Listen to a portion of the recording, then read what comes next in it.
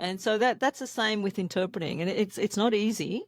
It's difficult. And that includes idiomatic expressions, vulgar language, Mm. anger, anxiety, hesitation, or even the other way around, being assertive. And the research into forensic linguistics has shown, or had shown when I was doing my research, which prompted what I was doing, that in monolingual cases, people are judged not on what they say only, but also and even more on how they say it.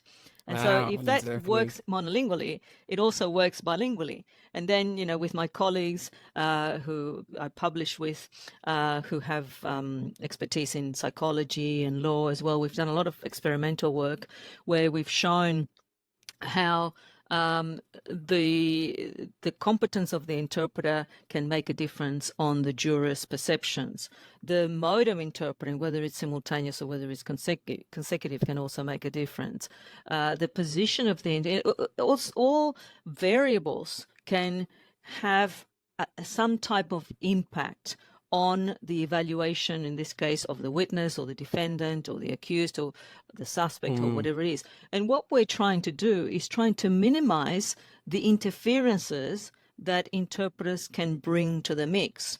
So the more you know about it, the more you know about what these interferences may be, the more you can work towards minimizing it to place that person in as similar a position as possible to someone who would not need an interpreter.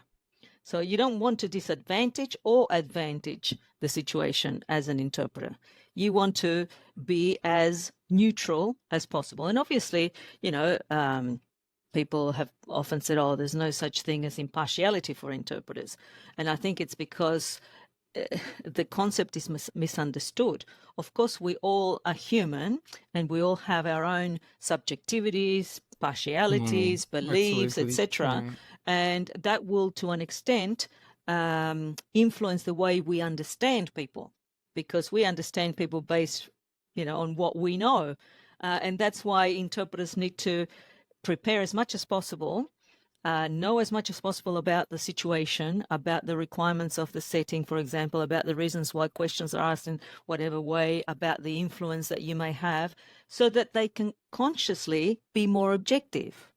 So it More. doesn't mean that you will change your opinion about things, but you try to work beyond your subjectivities. The more you know about a situation, the more objective you can be. It seems like a bit of a contradiction, but that's the way it works because you are aware of things. It's like one of the exercises I do with students is I get them to hear someone speaking with hesitations, and then they haven't learned about the need to keep hesitations in their interpreting. But once you teach them about the purpose of hesitations or the effect of the hesitations and how they need to keep it, then they start to hear them. Because Wow. if you're not aware of it, you don't hear it, because automatically your brain scans out the things that seem to be superfluous.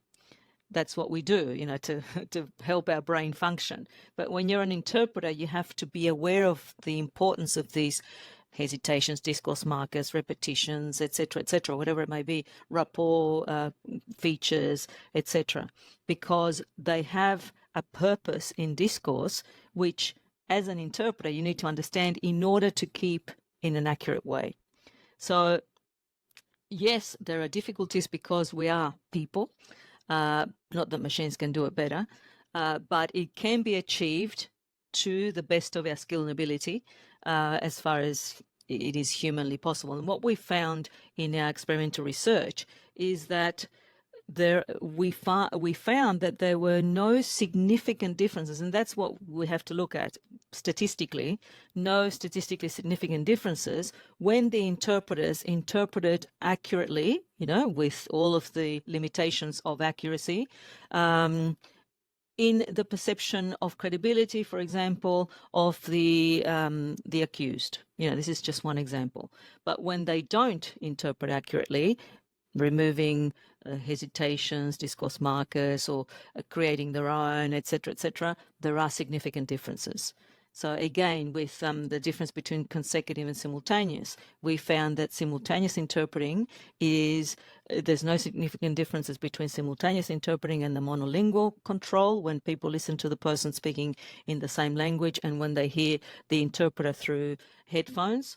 But when they see the interpreter and the interpreter interprets consecutively, then in one of our studies, through the interpreter, the evaluations were significantly more positive about the accused.